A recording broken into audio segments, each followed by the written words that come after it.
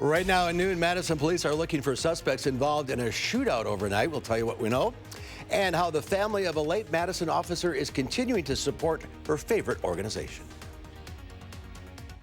From the Channel3000.com Alert Center, this is News 3 Now at noon.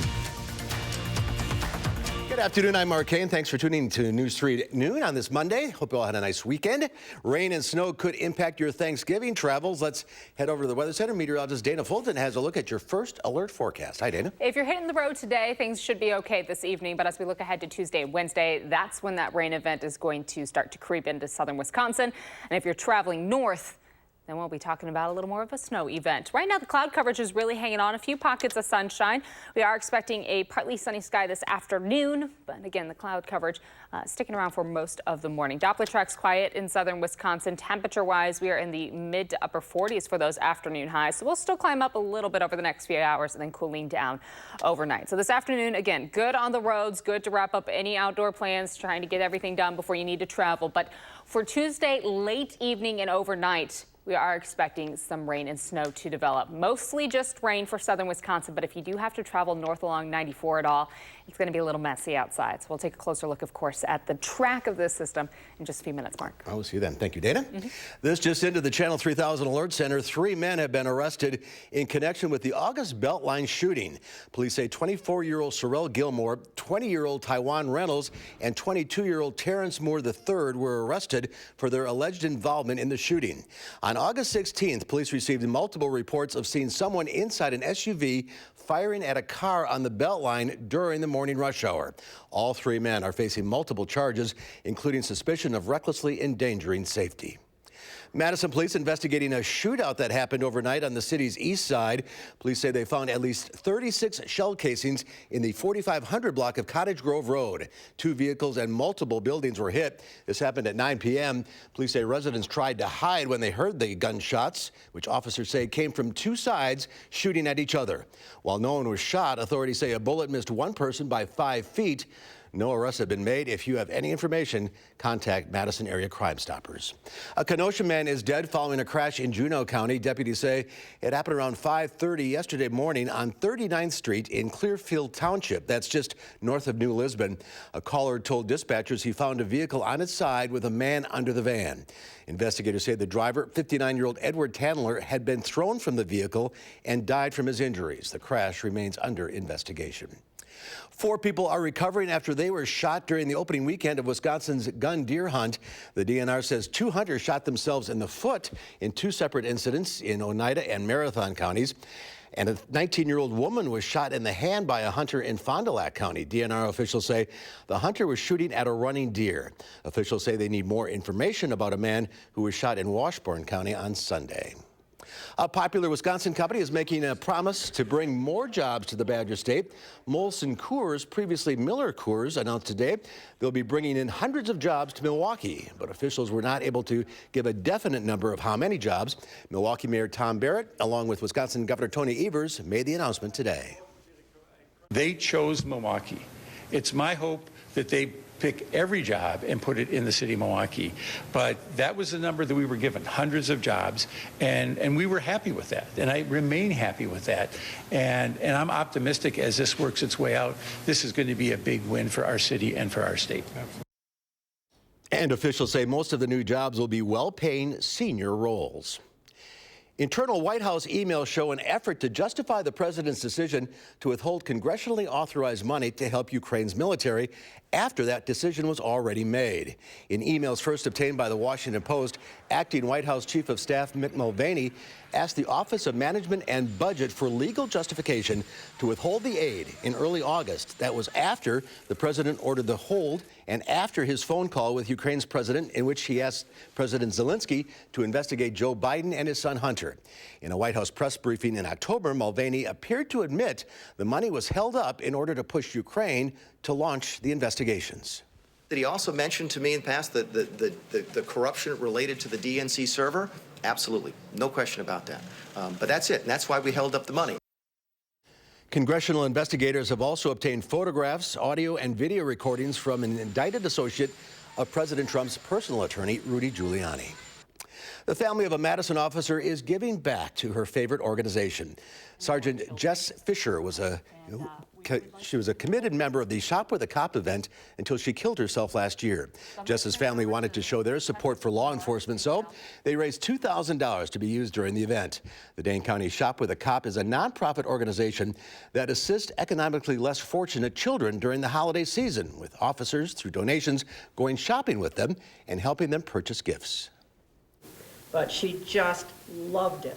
She just, her face just lit up when she knew she could start Shop with a Cop.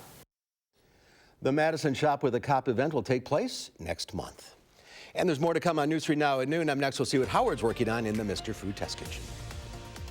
Thanksgiving is a couple days away, and to get you ready, we'll show you how to make and carve the juiciest turkey ever.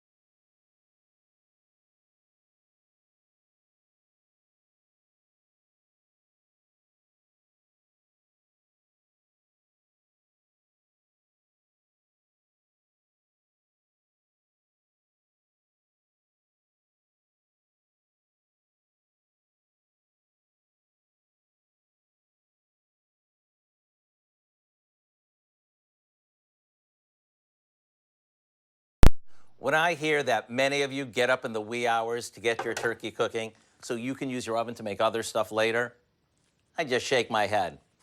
I always suggest roasting your turkey the day before and then reheating it right before dinner. It takes just minutes, and you'd never know that the turkey didn't come right out of the oven. After cooking our turkey, we cool it before carving it. First, we remove the drumstick. Then we're going to gently bend back the thigh away from the frame and cut between the joint with a knife or kitchen shears. Next, cut along one side of the breastbone, like this, removing half of the breast in one piece. It'll look like a big boneless roast. After doing the same thing to the other breast, remove the wings and place the cut up turkey in a heavy roasting pan. Then you can pop it in the fridge overnight. To reheat it on Turkey Day, pour some chicken broth over it, cover it, and heat it in the oven or steam it right on the stovetop for about 15 minutes or so. Then, right before serving, slice the breast across the grain for the juiciest turkey ever. And since you cooked it ahead of time, you won't have that huge last-minute mess. The step-by-step video on how to carve a turkey, plus our recipe for classic roast turkey, are online now to change the way you cook and carve a turkey forever.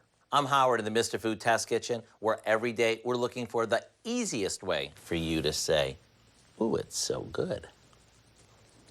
All right, Howard, thank you. There's more to come on News 3 Now at noon. Up next, a messy Thanksgiving week forecast could impact your travel during the holiday. Meteorologist Dana Fulton will have the latest in your first alert forecast.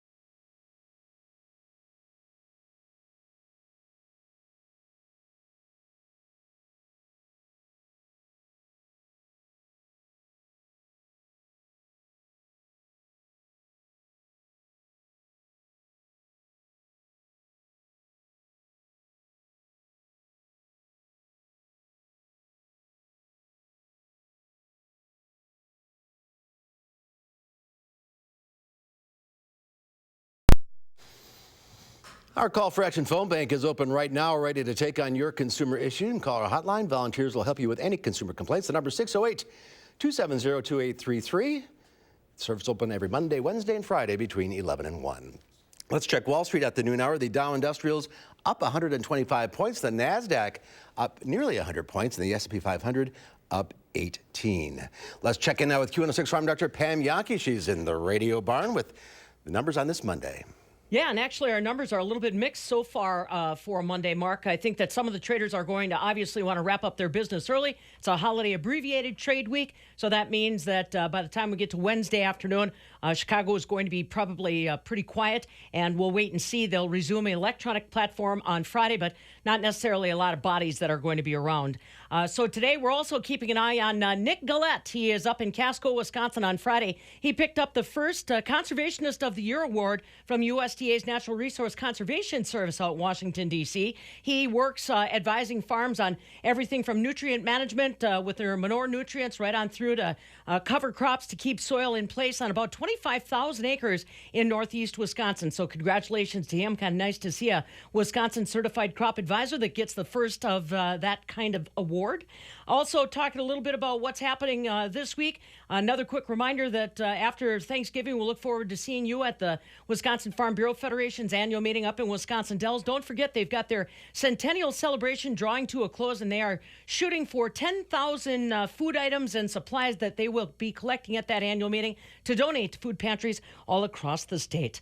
Today, barrel cheese down about 4 1/4 at $2.14 1/4. 40-pound block cheese, though, up 4 cents at $1.88 1/4. Double A butter down a penny and a half at $2.01. Just trying to close that gap a little bit, Mark. It makes sense. Barrel at $2.14, 40-pound block at $1.88. All you have to do is take the barrel and cut it down into the blocks. So, yeah, we got some premium space between the two that the market's trying to close. But like I said, they're going to put the pedal to the metal on trading this week so that everybody can get out of town for the holiday break by Wednesday afternoon. No trading on Friday as well? No, they'll be trading on Friday, but I just don't know how many bodies will be there to take care of the business. Okay. All right. Well, we'll be here. Yes, that's All right. right. We'll see you later, Pam. Thank you. Let's head over to the Weather Center now. Dana has a holiday forecast. Holiday, yes. We're getting ready for a lot of travel, of course, over the next few days. Then hopefully everyone's where they need to be for Thanksgiving Day. Today, pretty mild outside, but we are looking at our next event coming through for Tuesday and Wednesday. It seems like rain likely for most of southern Wisconsin now. But again, if you do have to travel north, that's where we're going to see accumulating snow build on through. For Thanksgiving Day, it's going to stay quiet outside, but it is going to be just a little cold, a little below average.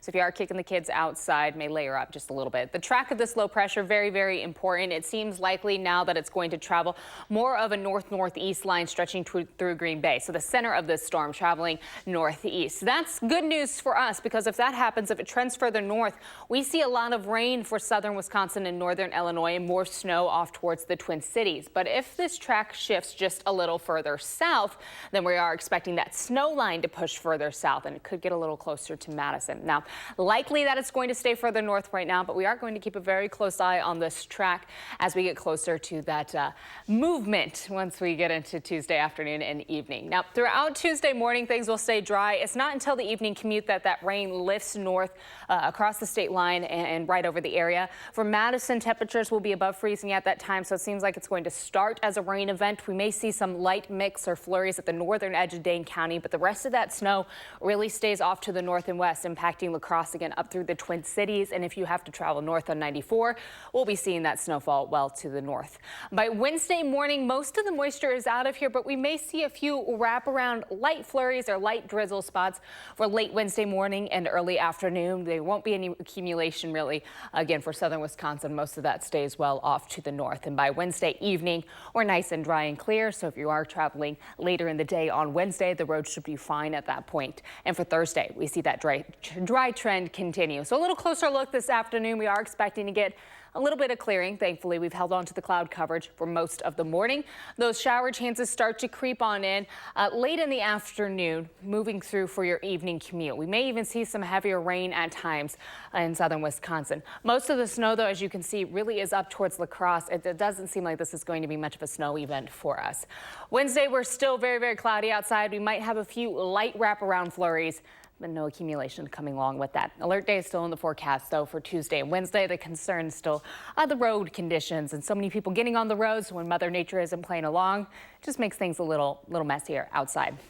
For afternoon highs today, mid to upper 40s, really quite pleasant outside once we get a little break in the clouds and we get a little more sunshine coming through.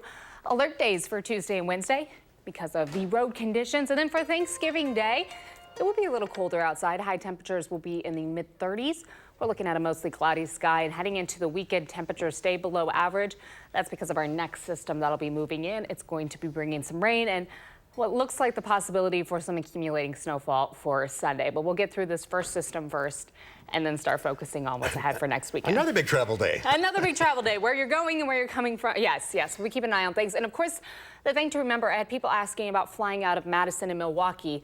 While those airports may be fine for Tuesday and Wednesday, all you get is just a few delays in the Twin Cities or Chicago, right, and things just cascade from there. Messes everything up. Yes. All right. Timing is everything. It is. All right, Dana, thank you. Ahead on News 3 Now at noon, Linda Barch from the Bruce Company is here answering your plant and garden questions. The number to call 270-9933. We'll get to your calls right after this. News 3.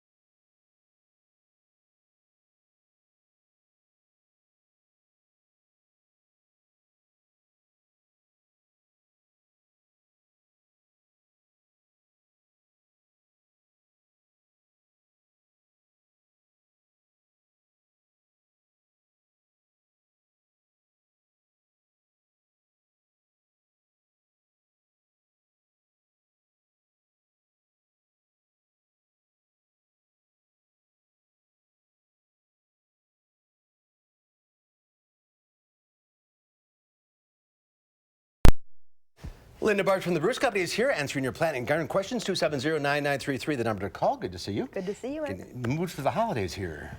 Brought along a few little poinsettias just so people know that we have them if you want to get them early for Thanksgiving. Otherwise, I did bring, this is lemon scented, and then next to it I have rosemary. Both of these have been sheared into sort of a Christmas tree shape if you want to add that as a little element. And then down front I actually have wintergreen with berries on them. That, yeah, right down here. And you can overwinter them inside, and then when we're past danger of frost, you can move them outside and have them survive. And I also brought a very brightly colored golden amaryllis that that one, they're saying you can just grow it like that. Really? And it will flower. No, I have not done that. I'll have to try it and report back. Okay, let's go to the phones. Let's start with Jennifer in Mount Horeb. Hi, Jennifer. Hi, I'm wondering if you can tell me, I want to propagate cutting off a branch off of magnolia tree to bring it inside to try to incite it to do a little blooming during the winter to alleviate the winter blues. So you know what one needs to do, and can that be applied to a forsythia or a mock orange as well? Okay. I'm familiar with forcing things like forsythia. That's probably the easiest to do, or different kinds of cherries. I believe that they need to go through the cooling period, so I don't think you can do that this time of the year, but earlier, probably February, March, that would be the time frame when you start to see those buds swelling. I've not heard of it being done in magnolia, but as long as those flowers are set and they've gone through their cooling period, I think it should probably work. I bet star magnolia would be easier than others. Okay. I'll do some checking. Give it a shot. Yeah. All right, let's go to Jeanette in Milton. Hi, Jeanette. Hello. Hi, what's your question? My spider plants are turning black, the leaves and even the babies. Okay. The whole thing is turning black. Well, when I move mine in from outside, I have a lot of leaves and things that I have to pull off that start to look brown and then sometimes black. Just prune away the parts that don't look good, and if you can increase your humidity in your home, that will help all those plants that are trying to survive inside. Yeah, it helps a lot. It does. All right, let's go to Doug in Evansville. Hi, Doug. Good morning. Good morning. I have I believe it's called a hairy landis. They're a filbert.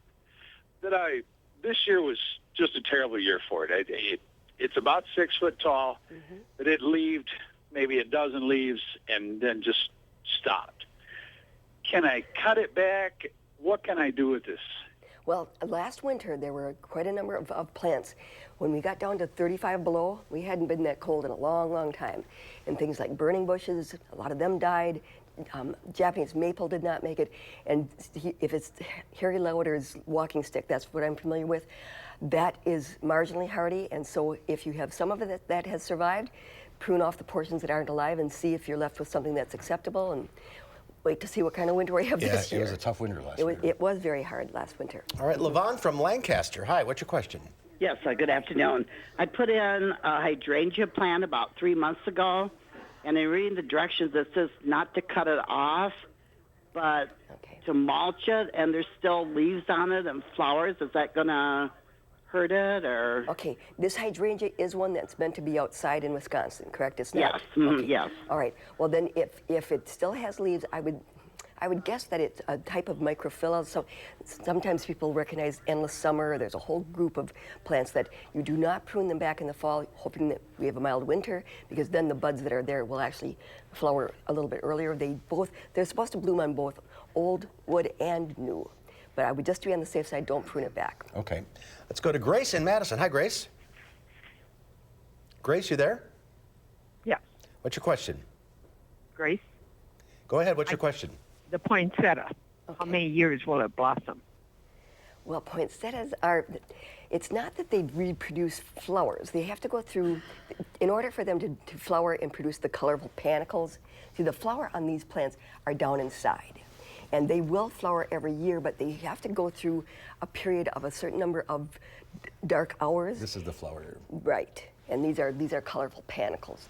So to do that, it's frequently much easier to just buy a new poinsettia, because with our lights on at night, they don't go through the proper darkness to light hours, and so then it's very difficult. I have someone at the office that is doing it consistently. She moves it to a dark closet. Really? Yes, and I'm going to take a picture and bring it on for you eventually. But it's you have to be dedicated to do that. All right, we are out of time. If you're on the line, stay there. Linda, we'll talk to you off the air. Let's head over to Dana with one final check the forecast. I need Linda to teach me how to grow plants that already have glitter on them. That's my big question still over here. Today, it's not too bad outside. We are expecting temperatures to climb up to the mid to upper 40s for our afternoon highs. Of course, the focus still on the rain event that will be developing heading into Tuesday. Tuesday morning, we're dry, but the shower chances come in later in the day and continue into Wednesday for your travel plans before Thanksgiving. All right, that's our time for now. We'll see you back here at 4. Have a great afternoon.